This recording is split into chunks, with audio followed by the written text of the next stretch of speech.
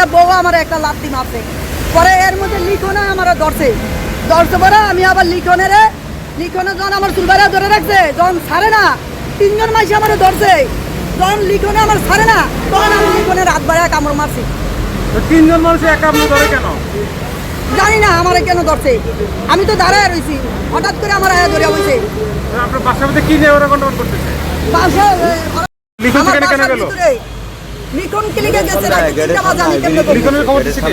লিখনের খবরটা ওর মায় আনছে, ওর মায় আর মোহনার মায় আর লিখনে একসাথে গেছে পুলিশ নিয়ে আমার বাসায়।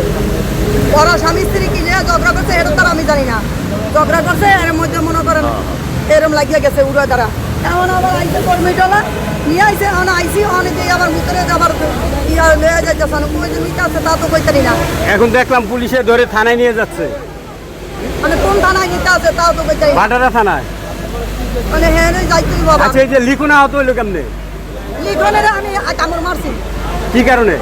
লিখনে মোহনার মা আগে আমার চুল বেড়া ধরছে পুলিশের সামনে, আমি দরজা খুলে দিছি, দরজা খুলে দেওয়ার পরে আমি দাঁড়ায় রয়েছি, আমার মতন আমি দাঁড়ায় রয়েছি, আমি তো বউরে মারি নই, আর আমি তো বউর লোক ঝগড়া করি নই, ওরা স্বামী স্ত্রী ঝগড়া করছে। এখন আইনে আইসা আমার জিজ্ঞাসা করবো যে কি হয়েছে, কেন মারামারি করছেন, কি আশা বিষয় জিজ্ঞাসা করবো না, জিজ্ঞাসা না করে বিআইনে আমার চুল বেড়া ধরছে। তখন আমি বিআইনে